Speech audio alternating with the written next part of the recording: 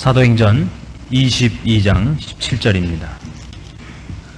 후에 내가 예루살렘으로 돌아와서 성전에서 기도할 때에 비몽사몽간에 봄에 주께서 내게 말씀하시되 속히 예루살렘에서 나가라. 저희는 네가 내게 대하여 증거하는 말을 듣지 아니하리라 하시거늘 내가 말하기를 주여 내가 주 믿는 사람들을 가두고 또 각 회당에서 때리고 또 주의 증인 스데반의 피를 흘릴 적에 내가 곁에 서서 찬성하고 그 죽이는 사람들의 옷을 지킨 줄 저희도 아나이다.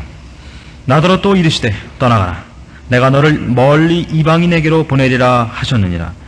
이 말하는 것까지 저희가 듣다가 소리질러 가로되 이러한 놈은 세상에서 없이 하자 살려둘 자가 아니라 하여 떠들며 옷을 벗어 던지고 티끌을 공중에 날리니. 23절 말씀까지 봉독했습니다. 하나님의 명령과 하나님의 뜻에 의한 것이었다 라고 그 유대 백성들 앞에서 자기의 일과 사역을 변호하는 대목입니다. 유대인들은 이 일에 대하여 상당한 증오심과 굉장한 분노를 터뜨렸습니다. 가장 큰 이유는 뭐냐 그러면 여기 오늘 나타난 바와 같이 유대인들의 유대인된 기득권을 사도 바울이 인정하지 않았기 때문입니다. 그래서 22절 보면 이 말 하는 것까지 저희가 듣다가 소리질러 가로되 이러한 놈은 세상에서 없이 하자 살려둘 자가 아니다. 그런데 이게 뭐에 관한 얘기냐면요, 바로 21절 나더러 또 이르시되 떠나가라. 내가 너를 멀리 이방인에게로 보내노라. 그러니까 바울이 이방인의 사도가 된 것이 하나님의 명령이었고 요구였다 하는 것을 저들이 가장 용납할 수 없었던 내용이 되었다고 기록하고 있습니다. 그럼 왜 못 용납하느냐 그러면 유대인들 쪽에서 보자면 이방인들이 하나님의 백성이 되려면 우선 맨 처음 해야 되는 것이 유대인이 돼야 되는 것입니다. 그러니까 유대인들은 우리가 잘 아는 대로 선민이라는 괴상한 우월감을 갖고 있고 특별한 자기 민족에 대한 가치와 특별히 기독교적 신앙 가운데서 보자면 유일한 하나님의 백성이라는 그 자부심이 대단합니다. 그래서 이스라엘 백성은 다른 민족으로 나가는 것은 금해 있습니다.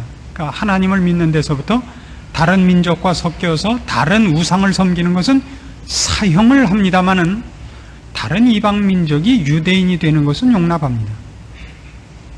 같이 하나님을 믿고 유대인들이 믿는 바 율법과 그 신앙을 가지는 데 대해서 문호가 개방되어 있습니다. 그러니까 유대인들의 지금 요구는 바울이 제대로 하나님의 일을 하려면 1차적으로 이방인들을 유대인으로 귀화시켜서야만 그 다음에 정상적인 신앙생활을 할 수 있을 거라고 믿고 있는데 반하여 바울의 변명은 하나님께서 자기를 유대인에게 보내지 않고 이방인에게 보냈는데 이방인에게 직접 복음을 전하도록 보냈다는 겁니다. 그래서 유대인들이 아주 경악을 금치 못하고 분노와 증오심을 이렇게 폭발하게 됩니다. 이게 아주 재미있는 오늘 우리의 신앙과 결부해서 우리 자신을 점검해 볼 아주 중요한 내용이 감추어져 있습니다. 지난주에 우리는 이 사도 바울의 첫 번째 이 변호 속에서 그의 신앙을 그가 자기가 믿는 것이 어떤 것인가를 논리적으로 내용적으로 설명을 하지 않고 그의 인생 속에 하나님께서 어떻게 간섭하셨는가 하는 얘기를 증거하는 것으로 그의 변명을 크게 줄거리 삼았다는 것을 보았습니다. 그러면 신앙이란 결국 어떤 싸움이 되느냐 하면 하나님이 한 인생의 주인이 되시는 것과 한 인간이 자기 인생의 주인이 되는 것과의 차이가 기독교 신앙의 정당함과 그릇됨을 분간할 수 있는 유일한 근거가 됨을 보게 됩니다. 좀 더 폭넓게 얘기해서 기독교 신앙과 다른 종교가 가장 크게 뭐가 다르냐 그러면 다른 모든 종교는 범신론입니다. 그래서 범신론이라는 것은 가서 경배하고 말을 들을 절대 권위자를 섬기는 것이 아니라 인간 자신의 신적 가능성을 믿는 것입니다. 인간이 완성될 가능성을 가졌다고 보죠. 그 완성의 그 방법을 모르고 있는 것이라고 생각해서 종교란 그 완성하는 어떤 도를 깨우치는 방법으로서 종교를 가집니다. 그 종교의 가장 고급한 형태가 불교입니다. 그래서 그 사상과 내용적으로는 불교만큼 뛰어나고 깊이 있는 종교가 없습니다.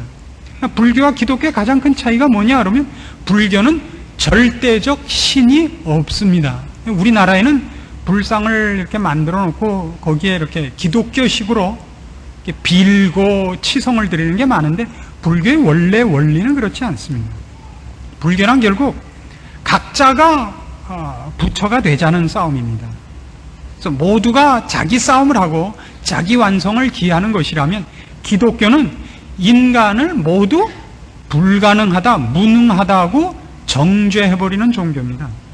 기독교 신앙의 본질이 뭐냐 그러면 하나님의 하나님 되심과 예수 그리스도의 십자가의 필요성을 역설하는 거죠.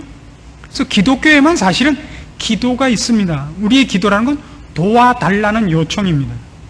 불교에서는 기도가 없습니다. 원칙적으로.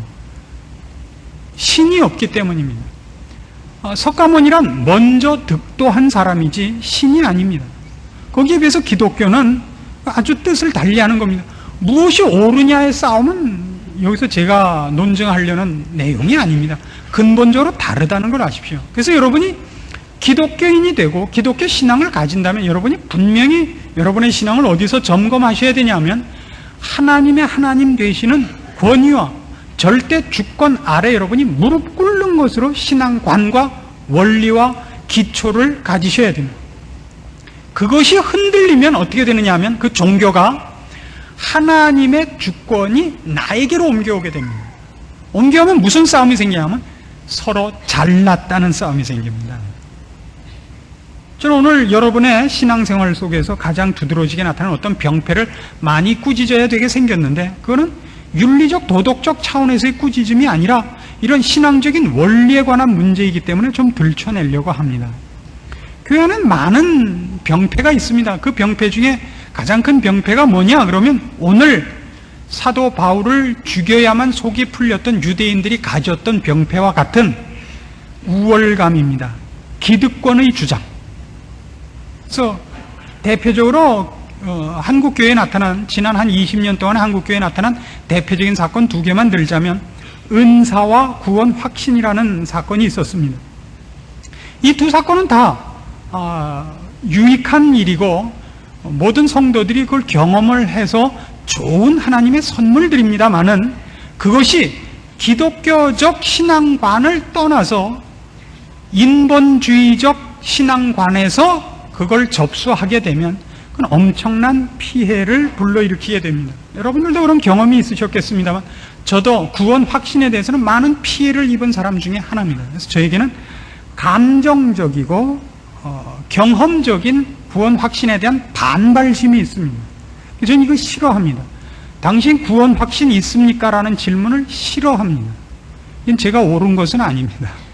그러나 그 말 속에 이런 뉘앙스가 있기 때문에 제가 반론을 제기하는 겁니다. 어느 날 어느 시에 어떻게 구원을 받았느냐를 따지고 확인시켜 줌으로써 그 확인을 시켜준 사람 밑에 줄을 서게 만드는 건 싫다 이겁니다. 무슨 말인지 알아들으시는 겁니다. 집안에 에어컨 안 나오니까 교회 와서 주무시기로 한 겁니다. 이건 어디나 있을 수 있는 거예요.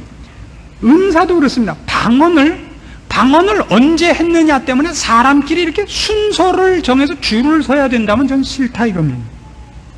그래서 방언은 굉장히 중요한 하나님의 선물이요 신자의 신앙에 유익한 것임에도 불구하고 그것이 철저한 기독교적 신앙관에서 벗어나면 언제든지 그것이 피해를 줄 수 있다는 걸 명심하셔야 됩니다. 그래서 우리는 죄라는 것이 또는 기독교 신앙을 반대하는 것이 종교적 형태를 취하지 않고 악한 모습으로 온다는 그 유치한 생각을 벗어나야 됩니다. 죄란 도덕적인 모습을 지니고 있는 것이 아니라 경향입니다. 어떤 경향이냐면 하나님의 하나님 되심 아래 인간의 위치를 이탈하게 만드는 것. 하나님 없이 자족하게 만들며 스스로 결정하게 만드는 생각이 죄입니다. 대표적인 것으로 마태복음 6장으로 갑니다. 마태복음 6장 1절입니다. 사람에게 보이려고 그들 앞에서 너희 의를 행치 않도록 주의하라. 그렇지 아니하면 하늘에 계신 너희 아버지께 상을 얻지 못하느니라. 그러므로 구제할 때 외식하는 자가 사람에게 영광을 얻으려고 회당과 거리에서 하는 것 같이 너희 앞에 나팔을 불지 말라. 진실로 너희에게 이르노니 저희는 자기 상을 이미 받았느니라. 너는 구제할 때 오른손에 하는 것을 왼손이 모르게 하여 네 구제함이 은밀하게 하라. 은밀한 중에 보시는 너희 아버지가 갚으시리라. 죄란 종교적인 형태 속에도 얼마든지 묻어 들어올 수 있습니다. 그래서 마태복음 6장에는 대표적인 것 3개 예를 드는데 그것이 다 종교적, 기독교 신앙적 형태에서 가장 아름다울 수 있는 것입니다. 구제와 기도와 금식입니다. 근데 그 속에 죄가 묻어 들어올 수 있다 그래요. 주님께서 친히 가르쳐 주신 내용입니다. 기도를 사람 앞에서 할 수 있다는 겁니다. 5절 보세요. 또 너희가 기도할 때 외식하는 자와 같이 되지 말라. 저희는 사람에게 보이려고 회당과 큰 거리 어귀에 서서 기도하기를 좋아하느니라. 기도하는 걸 많은 사람에게 보이는 거죠. 재미있는 추측을 한 어떤 학자가 있었습니다. 왜 거리에 서서 기도를 하냐? 성전까지 기도가 너무 마려워서 성전까지 미처 못 가고 거리에서 하는 거다 이거죠. 얼마나 기도가 하고 싶으면 사람에게 보이려고 할 수가 있다고요. 이게 재밌죠? 왜 이런 형태가 나온다고요? 하나님의 지위를 여러분의 신앙 속에서 확보하지 못하면 언제나 그 왕좌를 우리가 차지합니다. 그럼 모든 신앙은 나를 치장하고 내 자존심을 채우고 나의 우월감을 증명하는 것으로 전락하고 맙니다. 그럼 어떻게 되냐면 하나님의 뜻을 방해하며 정당한 하나님의 일을 저주하고 증오하고 방해하게 됩니다. 무섭죠? 무서운 일입니다. 요한복음 5장으로 가보십시오. 이거 아주 구체적으로 주님께서 이 땅에 오셔서 당하셨던 일로 우리가 볼 수 있습니다. 요한복음 5장에서 주님께서 38년 된 중풍병자를 고치십니다. 10절 보시면 요한복음 5장 10절 유대인들이 병 나은 사람에게 이르되 안식일인데 네가 자리를 들고 가는 것이 옳지 아니하니라. 이걸 왜 따져야 되죠? 지금 38년이나 중풍병을 앓다가 주님 앞에 고침을 받은 사람이 자리를 들고 나가는데 안식일이니까 내일 나라는 거예요. 내일. 그럼 안식일을 지키는 것이 왜 중요하죠? 그걸 지켜야 먼저 지킨 사람이 학번이 앞선 사람이 될 수 있잖아요. 그러니까 상대방이 진리를 알고 신앙적으로 깊이 들어가는 걸 원하는 것이 아니라 사람들이 하나님의 주권과 위치를 빼버리고 자기가 그 자리에 앉으면 언제나 모든 사람을 자기 밑에 줄을 세우려고 한다고요. 왜 안식일인데 자리를 들고 가느냐? 이 시비가 나올 수 있다니까요. 교회 안에 오면 함께 신앙생활 하는데 여러분이 유익을 얻기 위해 많은 질서가 있습니다. 질서가 필요합니다. 그러나 그 질서가 이런 나래비를 세우는 줄을 세워서 앞선 사람과 뒷선 사람을 구별하는 나래비라면 그건 절대 필요 없습니다. 그러나 그거 쉽지 않습니다.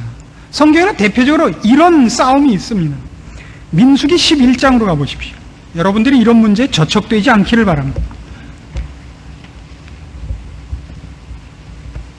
민수기 11장 25절입니다.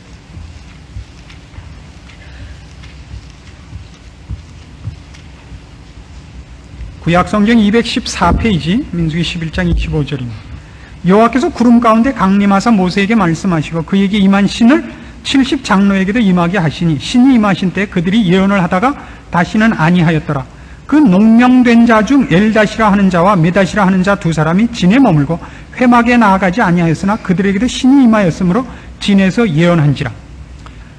이스라엘 백성이 그 고기를 못 먹어서 불평을 합니다. 아침에도 만나 점심에도 만나 저녁에도 만나뿐이니까 못 살겠다. 애굽에 있을 때는 먹고 싶은 걸 다 먹었는데 여기 오니까 먹을 게 없습니다라고 불평을 하자 모세가 하나님께 구합니다. 자, 하나님께서 고기를 주겠다고 하고 모세가 어떻게 고기를 줘서 이 이 몇백만이나 되는 사람을 다 먹일 수 있습니까? 그러니까 이제 그걸 내가 너한테 증명해 보이겠다 하면서 70인 장로를 택해서 회막으로 오라 그럽니다. 하나님께서 이스라엘 백성이 필요한 걸 다 주는 분이라는 걸 나타내 보이시겠다 하면서 온 이들에게 성령을 부어주사 여기 있는 대로 예언을 하게 합니다. 근데 그 나오라고 한 70명 중에 두 사람이 나가는 걸 거부한 사람이 있었던 겁니다. 엘닷과 메닷이라는 이 두 사람은 그것 자체를 믿지 않고 그냥 진에 머물고 있었는데 회막에 안 나가고, 그 사람들도 성령이 임하여 예언을 하게 된 거예요.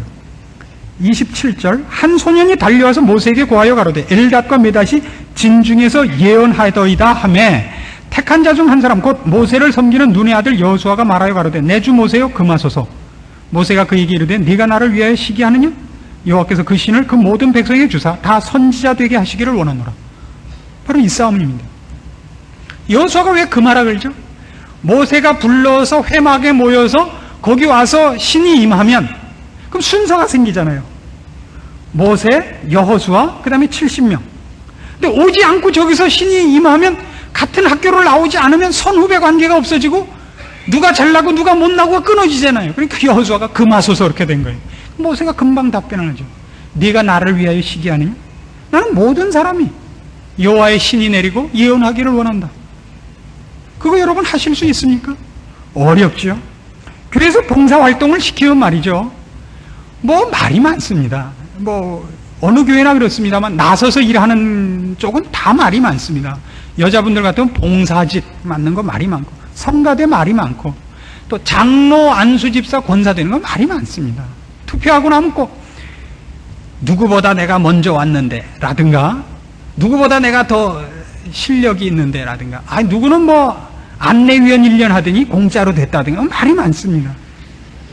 그게 왜 생긴다고요? 하나님이 하시는 일에 항복하지 않는 거예요. 그런 것들이 어떤 보상이라고 보고 사람들 앞에 드러나는 어떤 그 영광이라고 보면 끊임없이 불평이 터집니다. 교회 안에서. 그래서 뭐 몇 년 동안 열심히 교회를 다니다가 뭐 장로 안 되고 안수집사 안 되면 교회 떠나는 일은 얼마든지 있습니다. 우리나라 교회에는. 그 되기 위해서 선거철이 가까우면, 선거를 할 때가 가까우면 갑자기 성가대에 무슨 회식을 낸다든가 무슨 갑자기 뭐 구형 모두를 데리고 가서 어디 가서 뭘 또 낸다든가 하는 일이 많아지죠. 그럼 얻어먹고 찍지 않으시면 돼요. 그런 사람 되면 골치 아픕니다. 된 다음에 될 때 쓴 돈을 다 걷어가니까 그런 사람 시키지 않아야 됩니다. 근데 근본적으로 그게 왜 생긴다고요? 그게 무슨 도덕적, 윤리적, 교회 풍토적 차원에서의 문제가 아니라 그게 바로 신앙의 근본적인 질서가 틀려 있는 것이기 때문에 문제를 삼는 것입니다. 그래서 주님은 이렇게 말씀하셨을 겁니다. 먼저 된 자가 나중되고 나중된 자가 먼저 된다. 먼저 됐다 나중됐다라는 것은 굉장히 애매한 표현입니다. 즉 우리가 아는 것 같이 먼저 됐으니까 잘났고 나중에 됐으니까 못났다라는 어떤 우열의 개념은 없애라는 것이죠. 이걸 우리가 틀리면 안 됩니다. 우리가 도대체 신앙적인 이 식구로 들어와서 신앙인으로 들어와서 우리의 삶과 존재 속에서 하나님이 나를 인정하시고 하나님이 나를 알아주시고 나를 쓴다는 것 외에 여러분에게 기쁨과 자랑과 만족이 있어서는 안 됩니다. 그것 외의 것이 여러분을 흔들지 않도록 조심하셔야 됩니다. 고린도전서 1장으로 가보십시다. 하나 더 찾아보고 가죠. 누가복음 9장으로 먼저 갑시다. 누가복음 9장 46절입니다.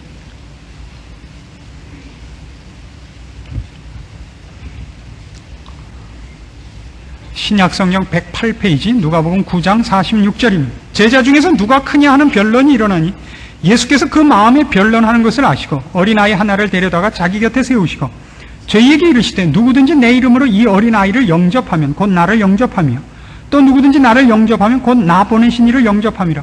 너희 모든 사람 중에 가장 작은 그이가 큰 자니라. 요한이 여짜오되 주여 어떤 사람이 주의 이름으로 귀신을 내어 쫓는 것을 우리가 보고 우리와 함께 따르지 아니함으로 금하였나이다. 예수께서 가라사대 금하지 말라. 너희를 반대하지 않는 자는 너희를 위하는 자니라. 여기도 뭘 금한 거죠? 주의 이름으로 어떤 사람이 귀신을 쫓아내더라고요. 그러니까 요한이 보고 야, 너 그거 하려면 우리한테 로얄티를 내라 이거죠. 그러니까 우리 여기 당에 들어라. 싫다 그러죠. 그럼 너 이거 하지 마라 이거예요. 하지 마라 이거예요. 나를 통해서가 아니면 모든 사람 구원도 얻지 말라 이거죠. 나를 통해서가 아니면. 이게 신자들에게 얼마든지 일어날 수 있는 자기도 모르는 실수입니다. 그래서 우리는 이런 식의 오해가 많습니다. 내가 다니는 교회가 아니면 다 나쁜 교회고 틀린 교회예요. 그렇게 스스로가 생각하는 거예요. 스스로가. 실제가 아니라. 제가 학교에서 제가 맡은 강의가 이상하게도 1학년 강의입니다. 그래서 신학기 1학년 들어오면 이제 첫 학기에 만나면 제가 꼭 학생들에게 이걸 묻습니다. 제가 가서 일하고 있는 합동신학교는 어쨌든 그 기치를 고 박윤선 목사님이 처음 그 학교를 개설하면서부터 정당한 신자와 정당한 목사를 키워내기 위해서 많이 심혈을 기울인 학교입니다. 그래서 많이 정당합니다. 그래서 제가 묻죠. 우리나라 신학교 중에서 괜찮은 학생들이 제일 많이 있는 학교가 어디냐? 그러면 우리 학교요. 그럽니다. 그럼 이제 제가 이제 그 질문을 요구한 거죠. 그래놓고 욕을 이제 직사하게 하는 거죠. 이 나쁜 이 XX들아, 너희만 옳아야 속이 풀리는 이 바리새인들아, 그렇죠? 너희만 옳아야 좋겠지 이 왼수들아. 다른 데도 좋은 사람이 많기를 바라는 심정이라고는 쥐뿔도 없는 놈들만 모이는 거예요. 정당하다는 이름으로. 이게 얼마나 어려운 싸움입니까? 정당해서 합동신학교에 왔습니다. 좋습니다. 그러나 내가 정당한 것이 증명되기 위해서는 남들은 다 틀리기를 바라는 거예요. 이 왼수들을 어떻게 고쳐야 됩니까? 방법이 없습니다. 매우 쳐야 됩니다. 볼기가 터지게 치는 수밖에 없습니다. 저는 이렇게 생각하죠. 사당동 총신이 더 많을 것이다. 그럼 펄쩍 뛰죠. 우리가 거기서부터 분리해서 나온 학교니까 그쪽에도 좋은 마음을 안 갖고 있습니다. 이 왼수들이. 제 답은 이겁니다. 그쪽은 우리보다 학생을 훨씬 많이 뽑습니다. 우리는 120명 뽑고 거기는 뭐 한 1000명 가까이 뽑습니다. 그럼 퍼센테이지로는 우리가 좀 앞설지 몰라도 거긴 절반만 괜찮은 사람이 와도 500명이고 우린 120명이 홀딱 괜찮아도 120마리 아닙니까? 그쪽이 많다고 생각을 해줘야죠. 그리고 많기를 바라야죠. 우리 안 바랍니다. 그렇죠? 여러분들이 저희 교회 나오시면 그 다음에 다른 교회에 대해서 얘기하면 다 삐죽거리지 않으십니까? 혹시? 여러분들이 기도하실 때 혹 목사를 위해서 기도하면 어느 목사를 위해서 제일 많이 기도하십니까? 해본 적이 없어서 모르겠습니다. 저는 언제나 조용기 목사님을 위해서 제일 많이 기도를 합니다. 왜요? 그분이 만약 갑작스럽게 사고가 나고 그 50만이나 된다는 신도가 뿔뿔이 흩어지면 저한테도 짐의 배당이 올 거 아니에요. 그분이 건강해서 오래 하셔야 제가 잘 놀고 잘 먹죠. 지금 이만큼 온 거 갖고도 저는 쩔쩔매는데 말이죠. 이게 뭐 결국 저는 교회를 키울 마음은 없으니까 이렇게 다 세워서 예배 보도록 하는 데 대해서 우리가 미안하면 결국 당회에서 한 번 더 예배를 봐주는 수밖에 없지 않느냐. 그런 검토를 하게 됐습니다. 그러면 저는 죽어나는 거죠. 뭐 3번 한다고 뭐 사례를 따블로 주는 것도 아닌데 제가 뭐 미쳤다고 3번을 해야 돼요. 그러나 이렇게 뒤에 와서 부채질하고 서 계시면 마음이 아프죠. 또 이 선한 목자가 한 번 더 해야죠. 많이 오면 손해죠. 손해예요. 앉아서 계시는 거 편하지도 않고 적을수록 공부는 잘 되는 겁니다. 그러나 오는데 가라 그럴 수야 없죠. 그렇지 않습니까? 그 큰 교회가 생기는 거 좋죠. 유능한 분들이 많아야죠. 그게 우리가 가져야 되는 생각 아닙니까? 그 생각이 안 들지요. 왜 안 된다고요? 신앙적으로 기초가 틀려먹어서 그래요. 기초가 틀리면요 위에다 뭘 쌓을 수가 없습니다. 우리한테 아주 심각한 싸움 중에 하나입니다. 갈라디아서 6장으로 가보십시오. 고린도전서 1장으로 갑시다. 자꾸 먼저 얘기를 하는데 고린도전서 1장 이런 거 보세요. 아까 제가 은사와 구원 확신 얘기를 했죠. 4절 봅시다. 고린도전서 1장 4절.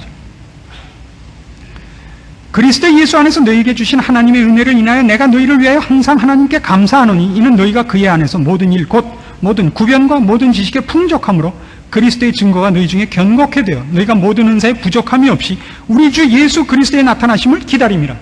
고린도 교회의 특징 중에 하나는 저들에게 많은 은사가 있었다는 사실입니다. 근데 바울은 고린도 교회에 나타난 은사에 대해서 시비가 없습니다. 그러니까 저도 방언을 한다든가 병 고치는 은사가 있다든가 예언을 한다는 데서 시비가 없습니다. 그건 성경이 인정하는 겁니다. 문제는 그것이 은사라고 해서 다 옳게 사용하는 것은 아닙니다. 그걸 어떻게 사용하느냐가 이제 싸움거리입니다. 고린도 교회는 그것 때문에 어떤 문제가 생겼냐면 방언파, 예언파, 뭐 아볼로파, 게바파 하는 식으로 이제 그걸 가진 것으로 인해서 사람과 사람 사이에 우열의 싸움이 생기고 말았죠. 분파가 생겼습니다. 고린도전서 12장으로 가십시다. 바울은 이렇게 얘기합니다.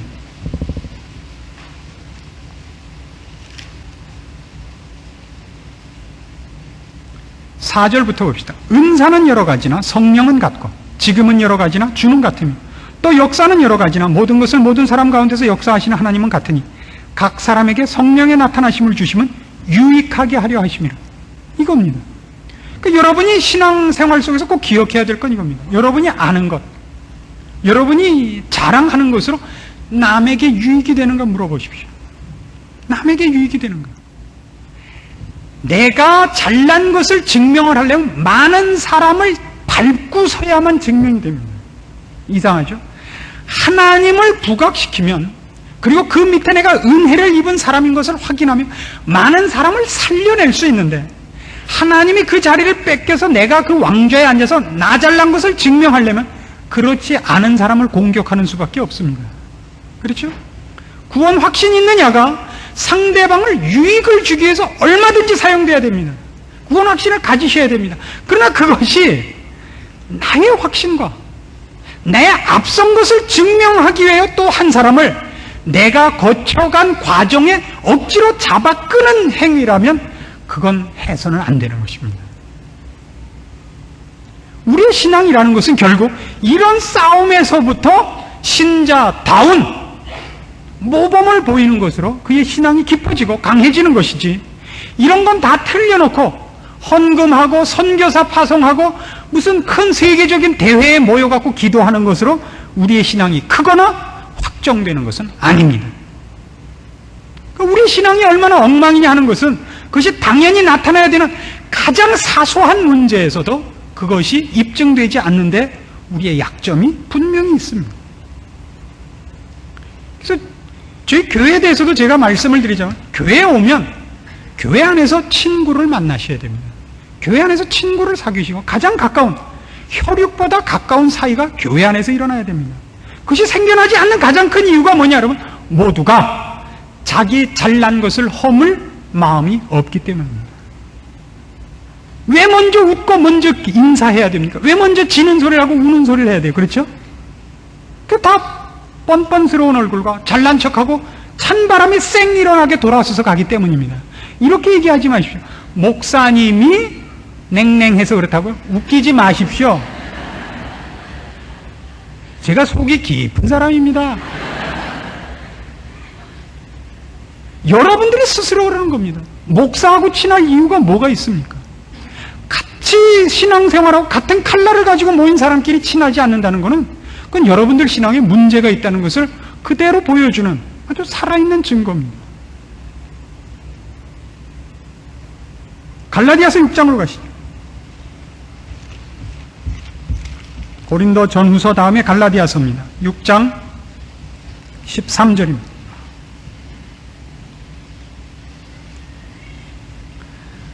할례받은 저희라도 스스로 율법은 지키지 아니하고 너희로 할례받게 하려 하는 것은 너희의 육체로 자랑하려 함이니라.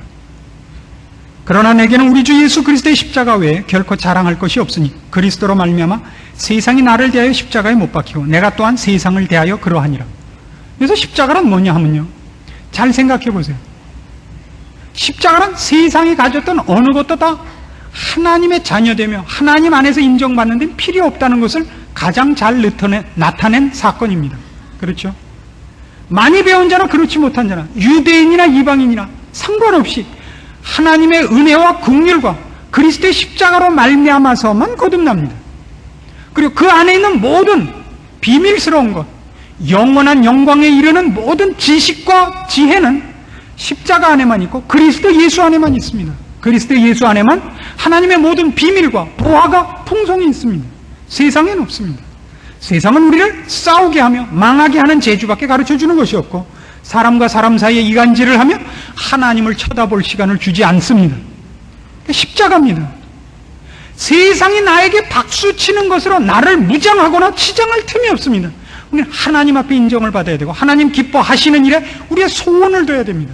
세상이 나를 대하여 십자가에 못 박혔습니다. 내가 세상에 대해서 바랄 것이 없고 세상이 나에 대해서 평가할 것이 없습니다. 저 사람은 이상한 사람입니다. 돈을 목표로 하지도 않고 자존심을 내세우지도 않고 세상의 쾌락을 추구하지도 않습니다. 왜 사는지 모르는 사람들입니다. 그런데 저들 안에는 기쁨이 있고 보람이 있고 자랑이 있고 영원한 소망이 있다 그럽니다. 그런 대로 가십니까? 신앙이란 이 싸움이죠. 하나님과 하나님 안에서의 우리의 소원이 있느냐, 세상과 사람들 앞에서의 우리의 만족이 있느냐, 결국 이 두 싸움입니다. 우리는 언제나 사람입니다. 언제나 사람입니다. 사람 때문에 시험에 들고 사람 때문에 격발을 당하죠. 교회 갔더니 있는 것들과 배운 것들이 판을 쳐서 꼴 사나서 못 가겠다 이거예요. 목사님도 그 입고 잘 배우고 잘생긴 것들하고만 놀깁니까? 제 대답이 이거죠. 목사가 골이 비어가지고 잘난 것들하고 놀아도 당신은 하나님 앞에서 은밀한 중에 갚으시는 하나님 앞에서 당신 신앙생활 하시오. 목사가 쪼다짓하고 장로가 틀린 것 때문에 당신 신앙을 내팽기고 목사 책임을 대진 마시오. 오늘날 어느 교회를 가든지 그런 부작용은 있습니다. 교회가 어디가 못마땅한 데가 있을 수 있고 목사가 잘못하는 게 있을 수 있습니다. 그것 때문에 내가 도망가면 그 사람 신앙도 피장파장이라는 얘기죠. 신앙이란 결국 그 싸움입니다. 목사라 할지라도 신앙에 뛰어나지 않습니다. 물론 저야 괜찮은 사람입니다만 그런 사람 만나기 쉽지 않습니다. 여러분의 신앙을 누구에 의해서 평가받는가를 아무리 신령하다 할지라도 사람 앞에 두시지 말란 말입니다. 말씀이 있지 않습니까? 여러분 손에 하나님이 지금 칭의하시는 말씀이 있지 않습니까? 뭐가 겁이 납니까? 은밀히 보시는 하나님이 내 충성과 내 진심을 아신다. 사람이 나를 몰라주는 것 때문에 억울해할 거 없습니다. 제가 예전에 다니던 교회에서 저희 친구 아버님은 굉장히 진실한 분이었고 신앙이 깊은 분이었습니다만 결국 안수집사까지밖에 못하고 돌아가셨습니다. 가장 큰 이유는 돈이 없으셨습니다. 남대문 시장에서 제품업을 하셨습니다. 미식 몇 대 놓고 굉장히 억울했습니다. 그러나 그분이 불평이 없었고 교회를 옮기지도 않았고 자기 뒤에 까만 후배들이 장로님이 된 다음에도 언제나 그 앞에 가서 깍듯이 경배를 했습니다. 제가 여태껏 살면서 만난 위인 중에 최고의 신앙의 위인을 그분을 둡니다. 여러분에게 이름을 가르쳐줘봤자 여러분이 물론 모르실 것이고 그분들의 자녀들도 자기 아버님이 훌륭한 분인 줄 모르고 있습니다. 저만 알고 있습니다. 깊은 영안을 갖고 있기 때문입니다. 왜 그걸 남에게 핑계를 대셔야 됩니까? 우리 각자의 싸움이죠.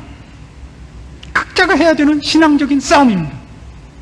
하나님의 살아계심과 하나님의 명령 아래 물불을 가리지 않기로 결심한 것이 신자 되는 것 아닙니까? 은밀한 중에 보시는 하나님, 그럼 마침내 이 세상을 심판하시고 우리를 그 앞에 세우사 우리의 한 대로 갚아주실 하나님을 믿고 있다면 세상이 잠시 뭐라는 것 때문에 우리가 마땅히 해야 될 일을 놓을 이유가 없지 않습니까? 왜 놓죠? 사실은 세상이 좋기 때문입니다. 아무도 안 한다는 걸 핑계에 대서 노는 거죠. 그렇죠? 우리가 신앙생활을 잘못하는 가장 큰 이유가 뭐냐? 교회의 책임도 아니요, 목사의 책임도 아니요, 부모의 책임도 아니요, 여러분 자신의 마음속에 있는 탐욕입니다. 세상 쾌락이 더 좋기 때문입니다. 남에게 핑계대지 마십시오. 여러분이 잘못하고 있는 겁니다. 돌이키십시오. 신자답게 사십시오. 이 유대인들이 되지 마십시오. 이런 바리새인들이 되지 마십시오. 여러분 자신이 괜찮은 사람이라는 걸 증명받기 위하여 여러분의 영원한 복된 운명과 불꽃 같으신 하나님 안에서 살아야 되는 여러분의 신자된 고귀한 인생을 놓치고 있다는 것을 놀리는 마음으로 돌이켜 보십시오. 그리고 묵묵히 신자의 길을 걷기로 하십시다. 그런 교회를 좀 만들어 주십시오. 기도하십시다. 하나님 아버지 은혜를 감사합니다. 우리 된 것, 하나님이 우리 아버지시 된 것, 이제 다시 한번 확인하고 우리 신앙에 경각심을 주시옵소서. 잠자던 자리에서 깨어 일어나 탐욕과 쾌락과 세상의 모든 유혹을 물리치고 우리 하나님의 영원한 부르심, 복되고 영광스러운 직분인 우리의 신앙 인생을 주 안에서 충성되이 경주하게 힘주시옵소서. 결심케 하시고 우리 함께 손에 손을 잡고 우리 앞에 당한 경주를, 주께서 나타내시기를 기뻐하는 주의 영광을 이 세상에 알리시기를 기뻐하는 진리와 생명과 빛과 그리고 영원한 약속들을 우리의 생애와 존재를 통하여 나누게 하시옵소서. 복된 교회, 진리와 생명이 넘쳐나는 교회로, 목마른 자들이 이 교회로 와서 쉼을 얻고 생명의 양식을 얻는 교회로 우리가 만들어 나가게 하시옵소서. 우리의 책임을 우리가 감당케 하여 주시옵소서. 예수님의 이름으로 기도합니다. 아멘.